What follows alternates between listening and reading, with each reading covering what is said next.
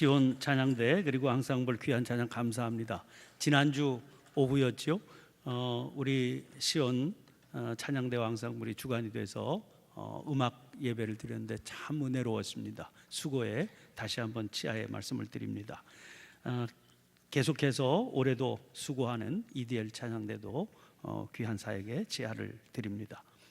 2017년 새해가 밝았습니다. 특별히 올해는 1월 1일인 오늘이 주일이라서 제일 먼저 하나님 앞에 예배를 드리며 한 해를 시작하게 되어서 더욱 뜻깊은 한 해의 시작이 된 줄 압니다.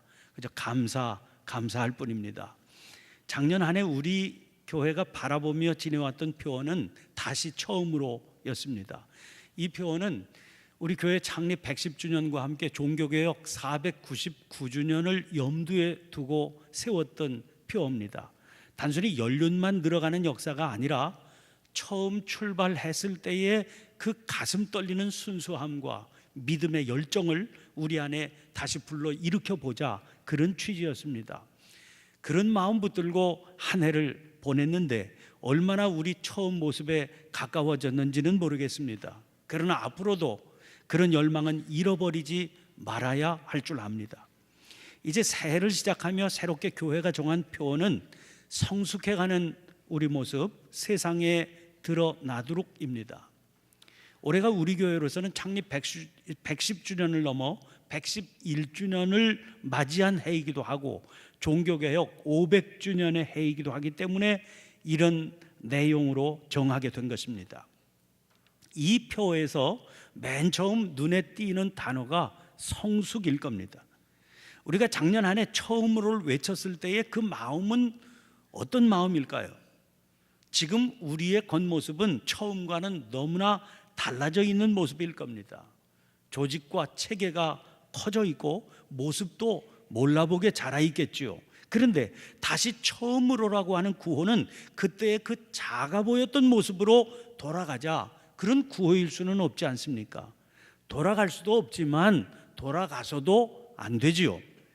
아주 작았을 터이지만 그럼에도 불구하고 지니고 있었던 그때의 그 열정, 그 순수함을 살펴서 회복해 보자는 겁니다. 그 처음의 모습 위에 연륜이 쌓여가면서 점점 더 주님 앞에 바로 설 수 있다면 그것을 성숙이라고 표현할 수 있을 것입니다. 성숙이라고 하는 말을 사전에서 찾아보니까 나이를 먹어 어른스럽게 되다, 혹은 사물이 자신의 특성을 완전히 드러내는 단계의 이름, 이런 의미를 지닌 말이다, 그렇게 설명하고 있습니다. 이 설명 속에 담긴 뜻을 살펴보세요. 나이를 많이 먹었다고 다 성숙하다, 그렇게 말할 수는 없다는 겁니다. 먹은 나이만큼 어른스러워져야 성숙했다, 그렇게 말하는 겁니다. 또는 자신이 지닌 본질적인 특성을 완전하게 드러낼 수 있어야 성숙했다 할 수 있는 겁니다. 올해는 특히 종교개혁 500주년이 되는 해다, 그렇게 말씀드렸습니다. 마틴 루터가 일으킨 종교개혁을 통해서 개신교회가 이 땅에 세워진 지 500년이 흐른 겁니다. 긴 세월이지요. 그런데 그 긴 세월, 나이만 먹은 것은 아닌가, 그렇게 돌아보게 됩니다. 성숙이란 사물이 자신의 특성을 완전히 드러내는 단계에 이른다, 그런 의미라고 하지 않았습니까? 이제 이만큼 나이가 들었으니까 교회는 이런 것이다, 그렇게 자기의 특성을 완전히 드러낼 때도 되지 않았나 싶은데 사방에서 들려오는 소리는 오히려 정반대의 소리들입니다. 그래서 안타깝고 그래서 속상합니다. 성숙이라고 하는 말을 생각하면 저에게는 떠오르는 장면이 있습니다. 첫 목회지에서의 경험입니다. 제가 목회했던 첫 목회했던 그 마을은 한산 이씨 그리고 청송 심씨가 함께 살아가는 집성촌이었습니다. 그런데 한산 이씨 문중에 마을 사람들이 누구든지 큰댁 할아버지 이렇게 부르는 어른이 계셨습니다. 작은 체구의 큰 어른이셨습니다. 무슨 공식적인 직책이 있으셨던 것은 아니었지만 마을 사람들은 누구든지 그렇게 그분을 부르면서 존경했습니다.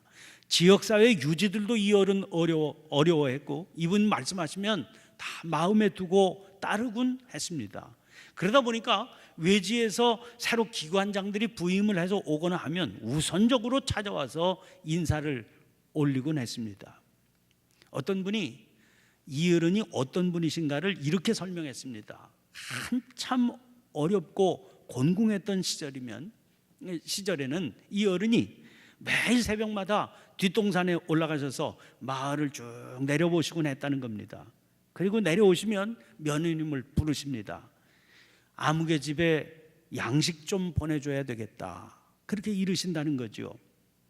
그럼 뭘 살펴보시는 거 아니?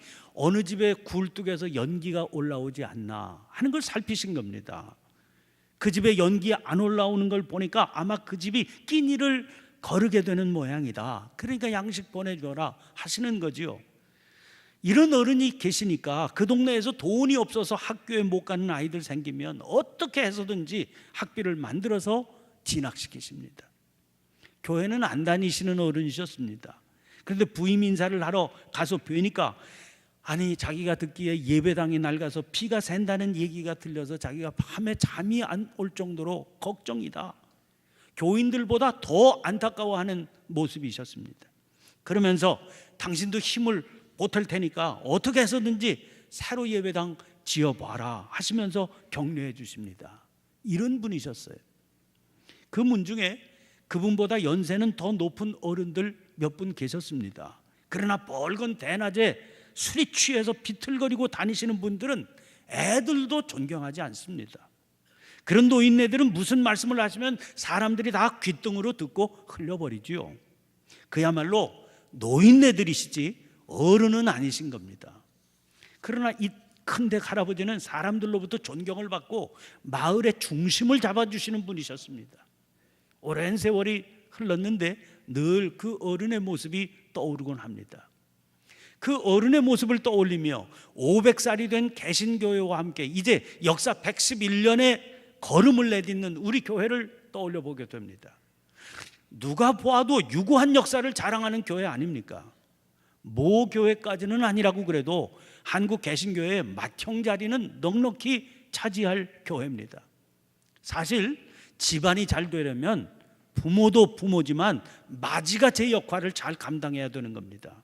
그런데 그런 위치에 우리 교회는 어른인 교회입니까? 아니면 노인네 같은 교회입니까? 이 둘이 어떻게 구별이 됩니까? 어른은 늘 상대를 생각하는 사람입니다. 찾아오는 젊은이들이 있으면 그들의 말을 귀담아 잘 들어줍니다.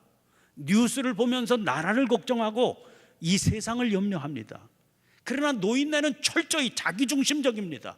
누구를 만나도 자기 얘기 좀 들어달라고 하소연합니다. 뉴스를 들어도 자기에게 무슨 이익이 있는지를 중심으로 판단하고 행동합니다. 집안에서도 맏형이 늘 집안 대소사를 살피고 동생들 형편 헤아려주고 그 소리 귀 기울여 들어주어야 되는 겁니다. 맏형이랍시고 행세나 하려고 하고 속이 들여다보이게 제 욕심만 채우려고 한다면 집안 꼴이 뭐가 되겠습니까? 오늘 본문 말씀을 통해서 우리는 이 문제에 대한 주님의 음성을 듣게 됩니다. 오늘 본문 15절 하반절 말씀 보세요. 너의 성숙함을 모든 사람에게 나타나게 하라.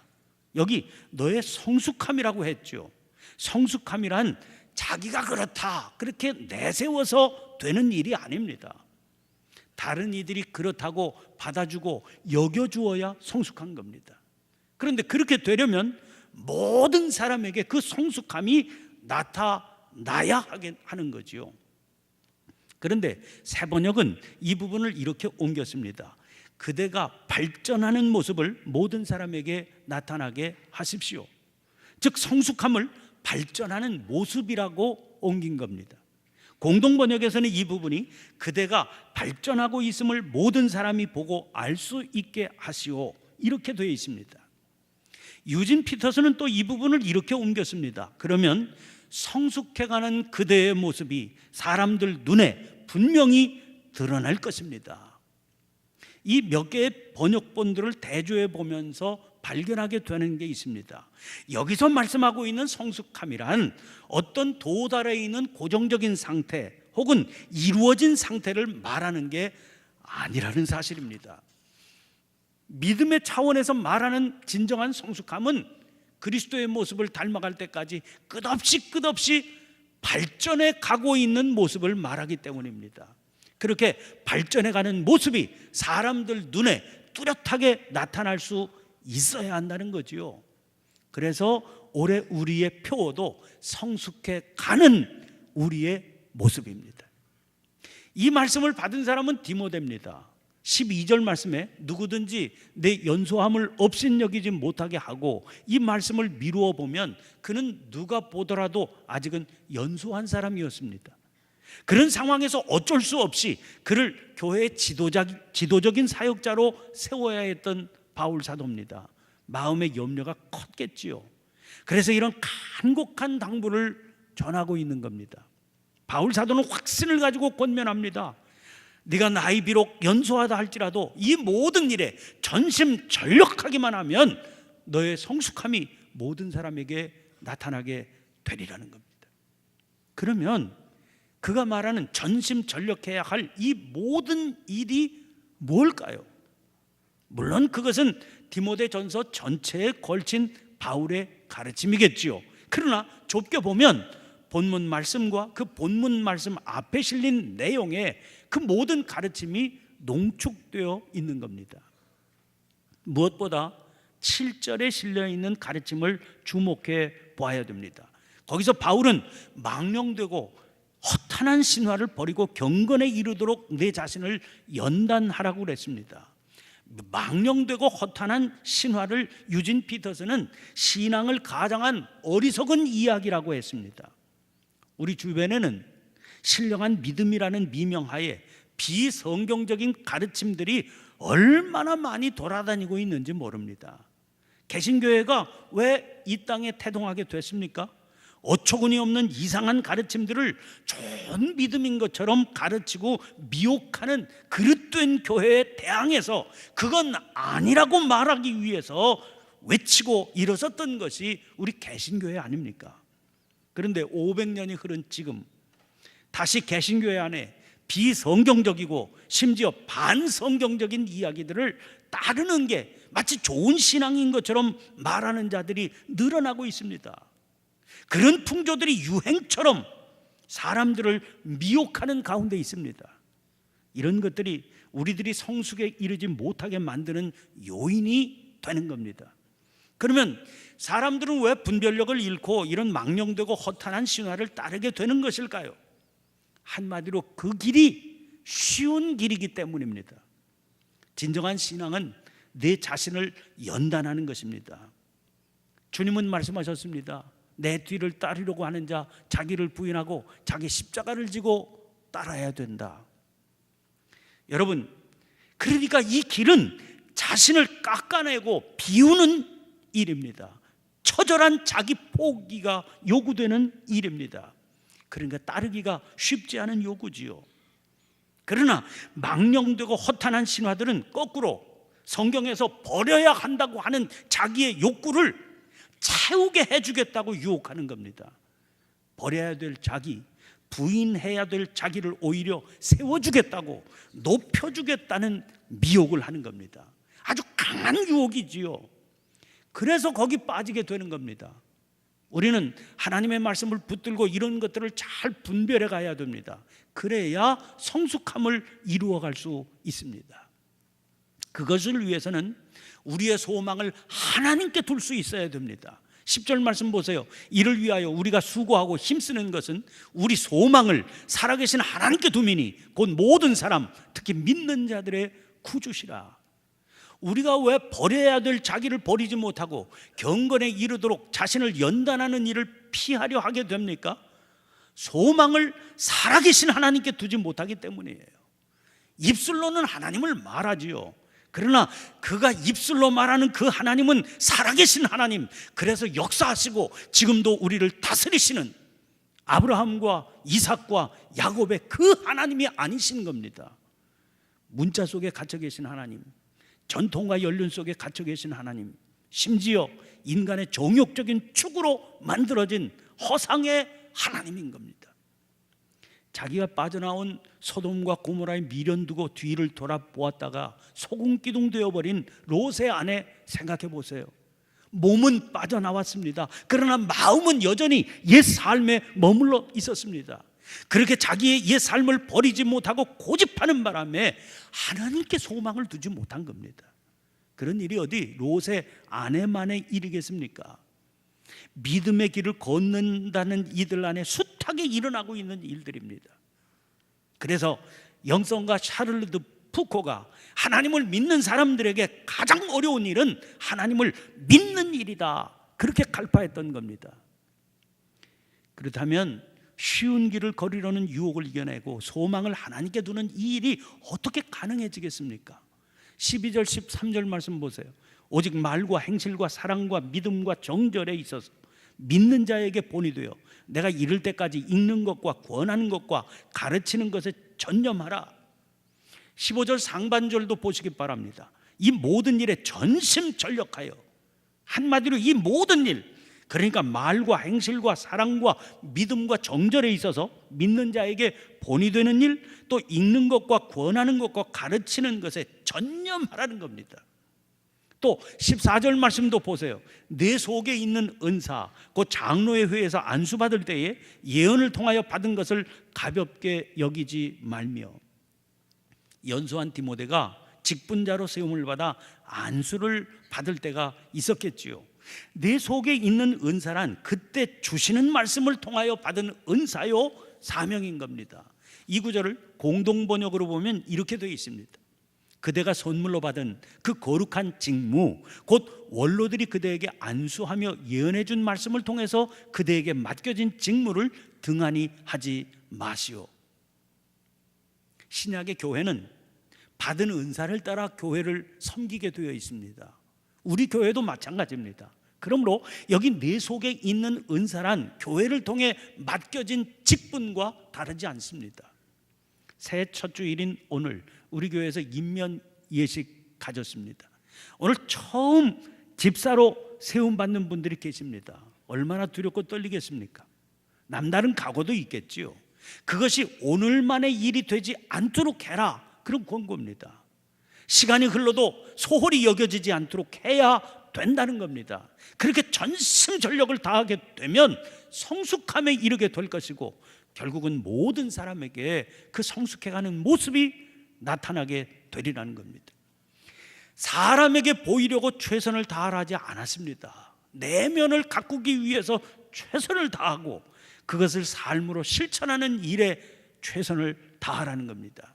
그렇게 가고 또 가다 보면 너의 성숙함을 모든 사람에게 나타나게 하는 일이 가능해질 것이라는 겁니다.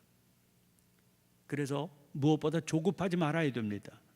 조급해지니까 자꾸 사람들이 알아주기를 바라게 됩니다. 그런 마음 이기지 못해서 스스로 남에게 알리려고 동원할 수 있는 수단과 방법을 찾게 됩니다. 그러다 보면 내면이 채워지지 않은 채 사람들에게 자기 모습이 드러나게 되는 겁니다. 내면이 채워지지 않았다는 게 뭡니까? 드러난 것은 허상이라는 거지요. 그런데 자기 스스로도 드러난 그 허상이 자기인 줄 알고 붙들고 살아가게 되고 맙니다. 허상 속에 살다 가게 되는 거지요. 어느 순간 그것이 허상임을 깨닫게 되거나 또 사람들 앞에 드러나게 되면 그가 무너지게 되는 것은 순간입니다. 그런 일이 생기지 않도록 16절 말씀에서 이렇게 권면하고 있는 겁니다. 내가 내 자신과 가르침을 살펴 이 일을 계속해라. 이것을 행함으로 내 자신과 내게 듣는 자를 구원하리라. 사랑하는 성도 여러분, 새해가 밝았습니다. 유구한 전통에 빛나는 우리 교회는 그 긴 역사에 다시 또 한 해의 연륜을 더하게 됐습니다. 그 역사가 부끄럽지 않도록 성숙해가는 우리 모습이 세상에 드러날 수 있어야 되지 않겠습니까? 이미 오랫동안 받은 직분 감당해왔던 분들과 함께 특별히 오늘 새롭게 임명받게 된 직분자들이 분발하시기를 바랍니다. 그뿐이 아닙니다. 온 교회가 이 일에 힘을 모아야 됩니다. 그래서 우리의 말과 행실과 사랑과 믿음과 정절이 모든 믿는 자들에게 본이 되고 세상은 성숙해가는 우리의 모습을 통해서 하나님을 알게 되는 역사가 나타날 수 있게 되시기를 간절히 축원합니다. 기도를 드리겠습니다. 거룩하신 하나님, 부족한 저희들을 주님의 자녀로 삼아주시니 감사드립니다. 오직 그 은혜 힘입어 어려웠던 지난 한 해도 잘 살았습니다. 다시 맞이하게 된 새해입니다. 연약한 저희들 불쌍히 여겨주셔서 자비와 긍휼을 베풀어 주시옵소서. 그리하여 이 한 해 성숙해가는 모습이 세상에 드러나게 되는 축복의 시간을 살 수 있도록 역사하여 주시옵소서. 특별히 간구하오니 교회를 위해 세움받은 직분자들을 기억해 주시옵소서. 그 직분 온전히 감당할 수 있도록 믿음과 은혜와 축복을 더하시고 성령의 기름 부으심으로 역사해 주시옵소서. 믿음으로 모든 것을 의탁하오며 나사렛 예수님 이름으로 기도하옵나이다. 아멘. 아멘.